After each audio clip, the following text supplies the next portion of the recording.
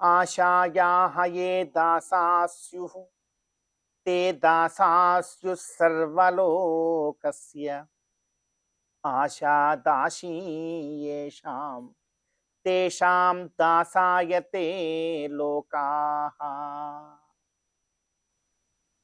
కాలగమనంలో అధిక జ్యేష్ఠ మాసాన్ని పూర్తి చేసుకుని నిజ జ్యేష్ఠ మాసంలోకి మనందరం కూడా ప్రవేశించాం.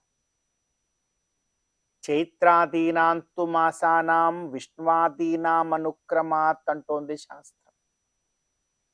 అంటే చైత్రాది ద్వాదశ మాసములకు విష్ణువాది నామధేయములు కలిగినటువంటి ఆ గోవిందుడు ఒక్కొక్క మాసములో ఒక్కొక్క నామంతో తానే అధిదేవుడుగా ఉంటాడు. ఆ క్రమంలో మరి ఈ నిజ జ్యేష్ఠ మాసానికి అధిదేవత ఎవరు అంటే త్రివిక్రమ. త్రివిక్రమ నామధారి అయినటువంటి గోవిందుడు ఈ నిజ జ్యేష్ఠ మాసమునకు అధిదేవత. త్రివిక్రమ అంటే త్రి అనేటువంటి పదమునకు కొన్ని అర్థాలు ఉన్నాయి. త్రి అనేటువంటి పదానికి త్రయి అంటే వేదము. వేదములలో సర్వదా సర్వత్ర ఎవరి యొక్క విక్రమమైతే అక్కడ కనపడుతూ ఉంటుందో ఆయనే త్రివిక్రముడు శ్రీమన్నారాయణుడు.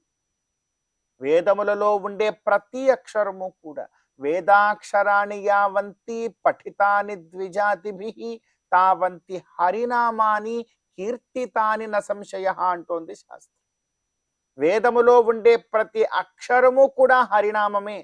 అంటే త్రయీ త్రి అనేటువంటి శబ్దమునకు అర్థమైనటువంటి వేదములో సర్వత్రా ఎవరి విక్రమమైతే కనపడుతూ ఉందో ఆయన త్రివిక్రముడు. ఇది ఒక అర్థం.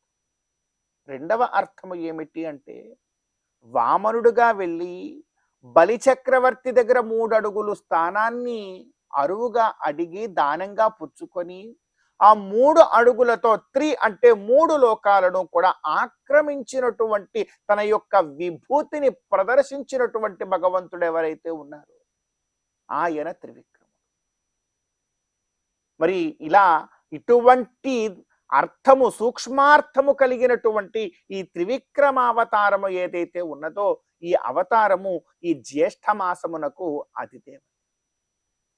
మరి త్రివిక్రమనామధారి అయినటువంటి గోవిందుణ్ణి ఒకటే కోరుకోవాలి స్వామి.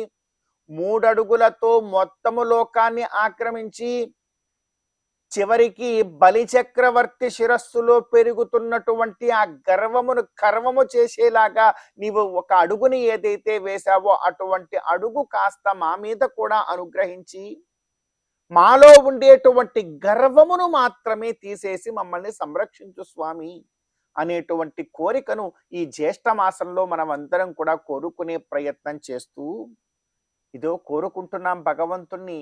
మాకు మానవులం కదా, ఆశలు ఎక్కువ. ఈ ఆశల వల్ల మేము లోకానికి దాసులం అయిపోతూ ఉన్నామయ్యా. ఆశాయాహ ఏ దాసా స్యుః తే దాసా స్యుః సర్వలోకస్య. కానీ మాకిలా వద్దు, మేము నీ సేవకుడుగా ఉంటాం. ఈ త్రివిక్రమనామధారి అయినటువంటి ఓ గోవింద మేమందరం కూడా సదా సర్వదా నీ సేవకుడుగా మాత్రమే ఉంటాం. మాకు ఇంకేది కూడా ఆశ ఇంకొకటి వద్దు.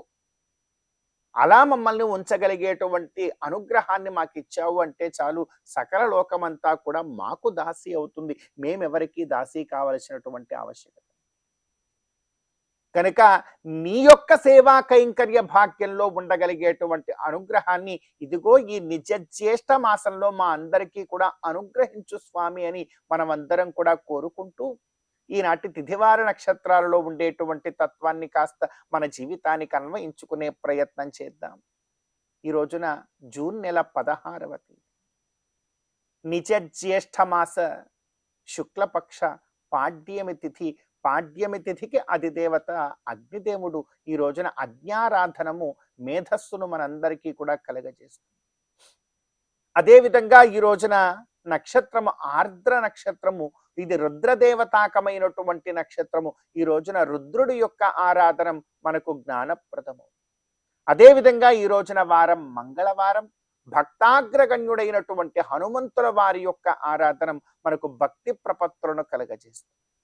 కనుక ఈ తిథివారి నక్షత్రాలలో ఉండేటువంటి తత్వాన్ని మన జీవితానికి అన్వయించుకొని గోవిందుడి యొక్క అనుగ్రహంతో ఈ జ్యేష్ఠ మాస శుభోదయ సమయాన్ని మనం చరితార్థం చేసుకుందాం. శ్రీ మహాలక్ష్మియట సింగారాలకే మరుదు, కాముని తల్లియట చక్కదనాలకే మరుదు.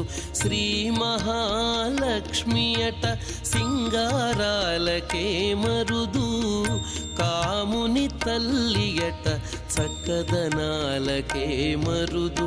సోమునితో బుట్టువట సొంపు కళలకే మరుదు. కోమలాంగి ఈ చూడి కుడుతనాంచారి, చూడరమ్మ సతులాల శోభాన పాడరమ్మ కూడున్నది, పతి చూడి కుడుతనాంచారి.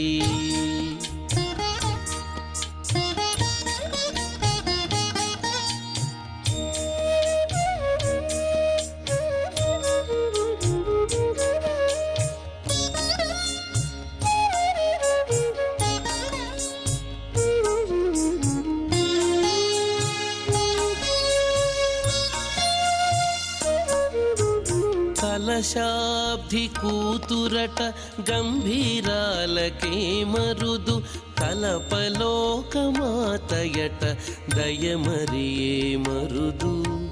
కలశాబ్ది కూతురట గంభీరాలకే మరుదు, కలపలోకమాతయట దయమరియే మరుదు.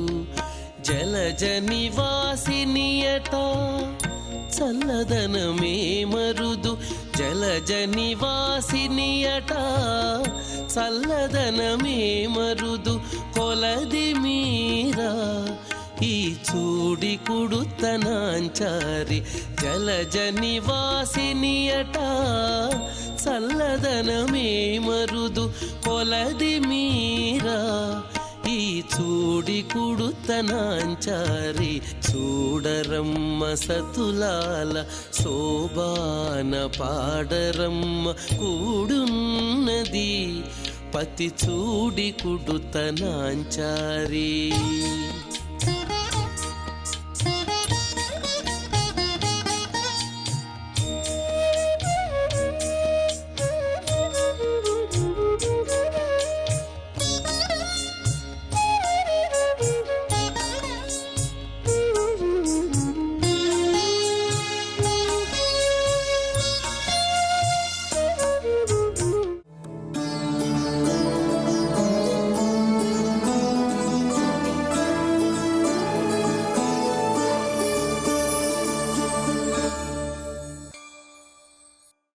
సమస్త జననీం వందే చైతన్యస్తన్యదాయినీం శ్రేయసీం శ్రీనివాసస్య కరుణామివ రూపిణీం.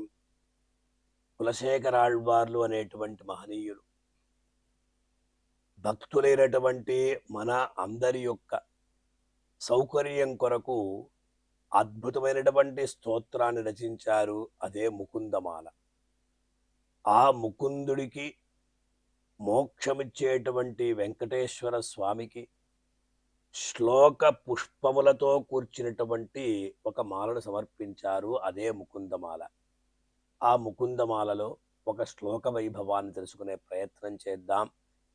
మాద్రాక్షం క్షీణపుణ్యాన్ క్షణమపి భవతో భక్తిహీనాన్ పదాబ్జే, మాశ్రౌషం శ్రావ్యబంధం తవ చరితమపాస్యాన్యదాఖ్యానజాతం, మాస్మార్షం మాధవత్వాం అపి భువనపతే చేతసా పన్నువానాం, మా భూవం త్వత్సపర్యా వ్యతికరరహితో జన్మ జన్మాంతరేపి.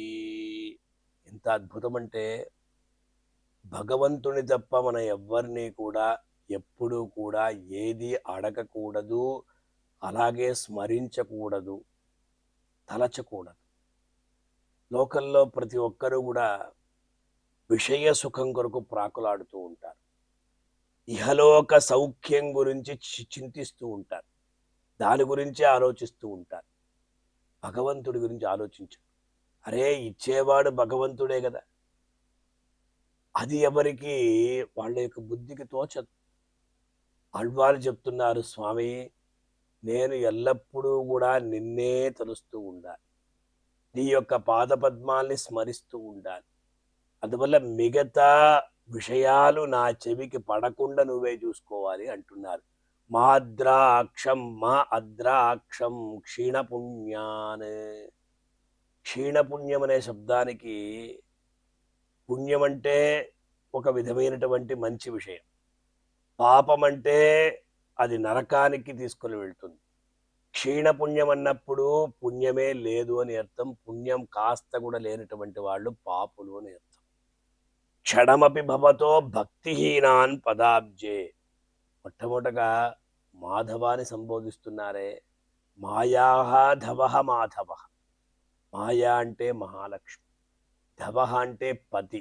అందువల్ల మహాలక్ష్మి అయినటువంటి ఆ పద్మావతి అమ్మవారి యొక్క పతి అయినటువంటి ఓ వెంకటేశ్వర, మాధవ, క్షీణపుణ్యాన్ పాపం చేసినటువంటి వారిని, క్షణమపి భవతః పదాబ్జే భక్తిహీనాన్, క్షణమపి ఇంచుకైనా కూడా భవతః పద అబ్జే, నీ యొక్క పదములు పాదములు అనేటువంటి అబ్జం అనే శబ్దానికి అప్సు జాగ్యత ఇది అబ్జం అంటే తామర పుష్పం అని అర్థం. పదాబ్జే భక్తిహీనాన్ మా అద్రాక్షం. భక్తి లేని వారిని నేను చూడకూడదు. చూడండి భక్తులారా, మనం అనుకుంటూ ఉంటాం భగవంతుణ్ణి చూడాలి, భగవంతుని చూడాలి, భగవంతుని దర్శించుకోవాలి. అందరికీ ఆ తపన ఉంటుంది. కానీ అదే సమయంలో భగవంతుని యందు విముఖులైనటువంటి వాళ్ళని కూడా మనం చూడకూడదు. భక్తిహీనులు ఎవరైతే ఉంటారో వాళ్ళతో మాట్లాడకూడదు. వాళ్ళతో మాట్లాడితే మనకు కాస్త ఉన్నటువంటి భక్తి కూడా పోతుంది. అందువల్ల ఇలా కోరుకోవాలి మనం, ఇలా ఈ ప్రకారంగా ప్రార్థించాలి భగవంతుణ్ణి. స్వామి, క్షీణపుణ్యులైనటువంటి భక్తిహీనులైనటువంటి వాళ్ళని నేను ఎప్పుడూ చూడకూడదు. మా అద్రాక్షం. ఎంత అద్భుతం! అది మాత్రమా? మాశ్రౌషం శావ్యబంధం తవ చరితమపాస్య అన్యదాఖ్యానజాతం. ఓ స్వామి, నీ యొక్క చరితం అపాస్య, భగవంతుని యొక్క కథలు ఏవైతే ఉంటాయో ఆ కథలని విడిచిపెట్టి అన్యత్ ఆఖ్యాన జాతం, వేరొక కథలు ఏవైతే ఉంటాయో, ఆఖ్యానం అంటే చరితం, ఆ చరిత సమూహాన్నంతటినీ కూడా మా అశ్రౌషం. మా అనేది నిషేధార్థకం. సంస్కృతంలో పదముల యొక్క స్వారస్యాన్ని మనం గమనించాలి. మా అనే శబ్దానికి ఒక పక్కేమో మహాలక్ష్మి అని ఒక అర్థం ఉంది. కమలా శ్రీహి హరిప్రియా మా ఇందిరా లోకమాత మా కమలా శ్రీహరిప్రియ అన్న రీతిగా ఉంది. ఇక్కడ నిషేధార్థం, నేను వినకూడదు, నీ యొక్క కథలను తప్పితే మిగతా కథలు నేను వినకూడదు అన్నారు. అది మాత్రం కాదు, భువనపతే లోకనాయుడైనటువంటి కృష్ణమూర్తి త్వాం చేతసాపి అపన్నువాన్ మాస్మాష్.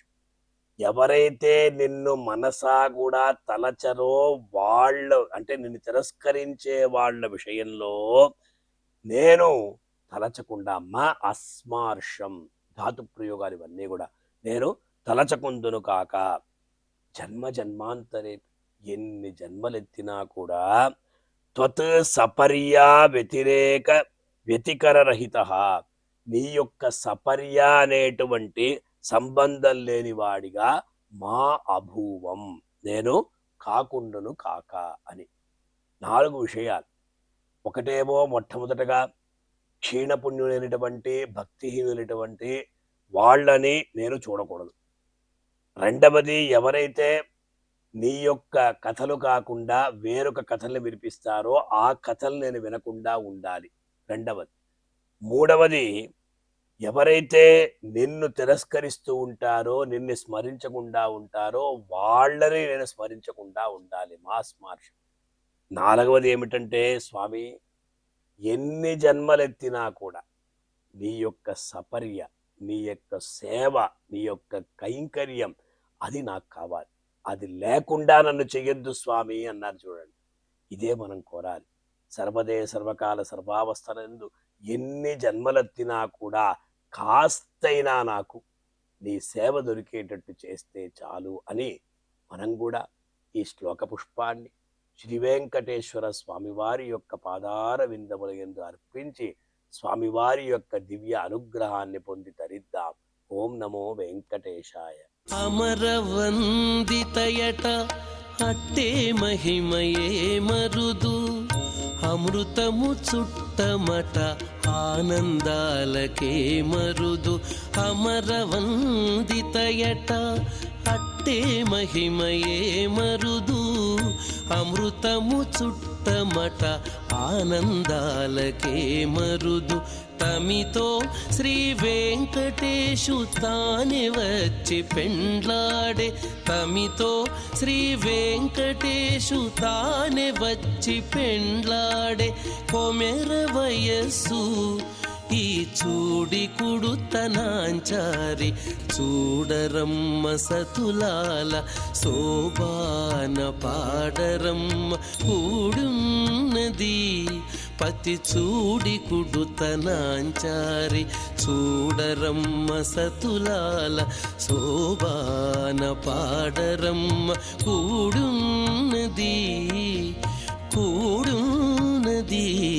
పతి చూడి కుడుతనాంచారి శోభాని, శోభాని, శోభాని, శోభాని, శోభాని, శోభాని.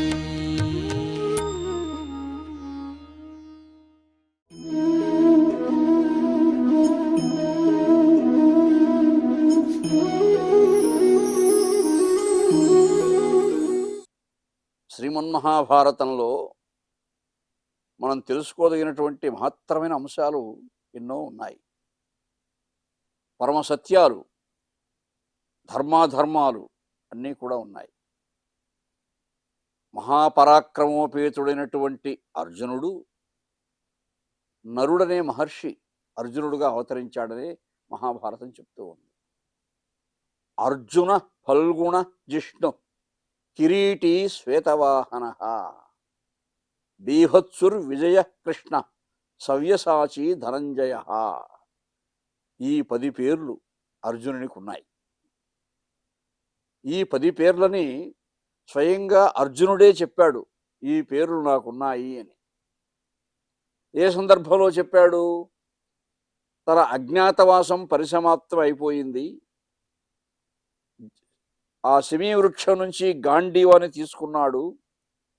ఉత్తర గోగ్రహణ యుద్ధానికి సిద్ధమవుతూ ఉన్నాడు. అప్పుడు ఉత్తరునికి ఆశ్చర్యం కలిగింది. పాండవులు ఈ ఆయుధాలు ఎక్కడ పెట్టి ఎక్కడికి వెళ్ళిపోయి ఉంటారు బృహన్నల అని అడిగాడు. ఆయన బృహన్నలనే ఆలోచనలోనే ఉన్నాడు ఇంకా. అప్పుడు నేను బృహన్నల కాదయ్యా, నేనే అర్జునుణ్ణి అని అందరి పేర్లు చెప్పేశాడు. కంకుడు ధర్మసుతుడు, వరళాంకుడు భీముండు, కవరు హయశిక్షగా గోకింకరుడు చెప్పదొడగితి ఇంక కొరత వెట్టనేలా ఏనర్జునుడన్ చెప్పేశాడు. తిక్కన మహాకవి ఎంత మహానుభావుడంటే అల్పాక్షరముల అనల్పార్థ రచన. 12 ఏళ్ళు అరణ్యవాసము, 13వ ఏడు అజ్ఞాతవాసము, ఆ 13 ఏండ్ల ఆ ప్రచ్ఛన్న జీవితం అంతా కూడా ఈ 5 మంది పాండవులకి ఒక కంద పద్యంతో పూర్తి చేసేశారు మహాకవి. కంకుడు ధర్మసుతుడు, మీ కొలువులో ఉన్నాడే కంకుభట్టు, మీ నాన్నగారితో కూడా పాచికలాడుతూ ఉంటాడు, ఆయన మా అన్నగారు ధర్మరాజు. వరళాంకుడు భీముండు, మీ వంటల వాడున్నాడే, ఆయన మా ఇంకొక అన్నగారు భీమసేనుడు. కవలు హయశిక్షక గోకింకరుడు, అశ్వశిక్షకుడుగా గోపాలుడుగా మీ దగ్గర ఉన్నారు కదా, వాళ్ళే నకుల సహదేవుడు. ఇంకా కొరత వెట్టనేలా, ఇంకా దాచేదెందుకయ్యా, ఏనర్జునుడన్, నేనే అర్జునుడిని అన్నాడు. అప్పుడు ఉత్తరుడు అడిగాడు, అయ్యా నువ్వు నిజంగా అర్జునుడైతే ఆయనకు 10 పేర్లు ఉంటాయన్నారే, ఆ 10 పేర్లు చెప్పగలవా అన్నాడు. అప్పుడు చెప్పాడు, అర్జున ఫల్గుణ జిష్ణు కిరీటి శ్వేతవాహన బీభత్సుర్ విజయ కృష్ణ సవ్యసాచి ధనంజయ అని ఈ 10 పేర్లు కూడా తనకు ఏ విధంగా కలిగాయో కూడా వర్ణించాడు. ఉత్తర ఫల్గుణి నక్షత్రంలో జన్మించడం వల్ల ఫల్గునుడని, ఎల్లెడలా వ్యాపించే పరాక్రమం కలిగిన వాడైనందువల్ల, తన కాంతితో దిగ్దిగంతాలకు వ్యాపింపగలిగినటువంటి కీర్తి కలిగినటువంటి వాడైనందువల్ల, అంటే ఎక్కడ గాని యుద్ధరంగంలో ఓటమి అనేది లేదు ఆయనకి, అటువంటి వాడు జిష్ణుడు. కిరీటి, కిరీటము అంటే స్వయంగా 3 లోకాలకు అధిపతి అయినటువంటి దేవేంద్రుడు కిరీటంతో అలంకరించాడు అర్జునుని శిరస్సాన్ని. అందుకని కిరీటం పేరు. అంటే కిరీటం పెట్టుకున్న వాళ్ళు లోకంలో చాలా మంది ఉన్నారు, కానీ దేవేంద్రుని దగ్గర కిరీటం పెట్టించుకునేవాడు ఆయన ఒకడే. లోకంలో కిరీటం పెట్టించుకునే వాళ్ళు చాలా మంది ఉంటారు, సన్మానాలు కూడా జరుగుతూ ఉంటాయి, కవులకి పండితులకి సువర్ణ కిరీట సన్మానం అని జరుగుతూ ఉంటుంది, ఇలా ఎన్నో. కానీ అర్జునుని ప్రత్యేకత ఏమిటంటే సాక్షాత్ దేవేంద్రుడే ఆయన్ను కిరీటంతో అలంకరించాడు. శ్వేతవాహన, ధవళములైనటువంటి తెల్లని రంగు కలిగినటువంటి గుర్రములు ఆయన రథానికి ఉంటాయి, అందుకని శ్వేతవాహనుడు. బీభత్సుర్ విజయ కృష్ణ, బీభత్సుడు అంటే ఏమిటి, యుద్ధరంగంలో ఎటువంటి పరిస్థితిలోనూ దైన్యం పొందనటువంటి వాడు. అంటే ఏదో ఒక దశలో యుద్ధంలో గెలిచినా సరే, బా ఈ యుద్ధం చాలా కష్టంగా ఉంది, ఆ వాడిని జయించడం చాలా కష్టంగా ఉందండి, ఇలా అటువంటి భావన ఎప్పుడు కలగదు ఆయనకి. ఎక్కడైనా సరే సునాయాసమైనటువంటి విజయమే. భీష్మ, ద్రోణ, కృప, అశ్వత్థామ, దుర్యోధనాదులంతా కలిసి ఎదిరించినా సరే ఒక్క సమ్మోహన అస్త్రంతో అందరినీ మూర్ఛిల్లేట్టుగా చేశాడు. ఒక్క సమ్మోహనాస్త్రంతోనే మోహన బాణపాతమున ముందల చీరలెరుంగకున్న కౌరవులంతా కూడా తన ఒంటిపై ఉండే వస్త్రాల పట్ల కూడా వాళ్ళకి అవగాహన లేకుండా కింద పడిపోయారట అందరూ మూర్ఛిల్లి. అంత మహాపరాక్రమం కలిగిన వాడు విజయుడు. ఎక్కడా విజయమే ఆయనకి. సవ్యసాచి ధనంజయుడు, 2 చేతులతోనూ బాణాలు వేయగలడు ఆయన, ఒక చేత్తో కాదు. ఒక చేత్తో బాణం పట్టుకొని ఇంకో చేత్తో బాణం వేయడం కాదు, అట్లా 2 అలా బాణాలు వేసే విద్య ఎవరికీ తెలియదు. అన్ని అని ఏ పేరు ఎందుకు వచ్చిందో కూడా ఉత్తరునికి విశదీకరించి చెప్పాడు. అందుకే ఆయన విజయుడు. నరుడు, నరుడనే మహర్షి, నారాయణుడే ఆయనకు సారథ్యం చేస్తూ ఉంటాడు. అంటే నరుడు నిజంగా నారాయణుని పట్ల దాసోహం అంటే శరణాగతి చేస్తే ఆ నారాయణుడే దిశానిర్దేశం చేస్తాడు ఆ నరునికి. ఏ నరుడైతే, ఏ జీవుడైతే నారాయణ నీవే దిక్కు నాకు అని ఆ దేవదేవునికి తాను సమర్పిత బుద్ధితో దాసుడైపోతున్నాడో యోగక్షేమం వహామ్యహం, వాడి యొక్క యోగక్షేమాలు ఆ భగవంతుడు తీసుకుంటూ ఉన్నాడు. అందుకు ప్రత్యక్ష ఉదాహరణ అర్జునుడు. మహాభారతంలో ఆ పాత్ర అంత మహత్తరమైనటువంటి పాత్ర. అటువంటి అర్జునుని పాత్ర నుంచి ఎంతో మనం తెలుసుకోగలగాలి.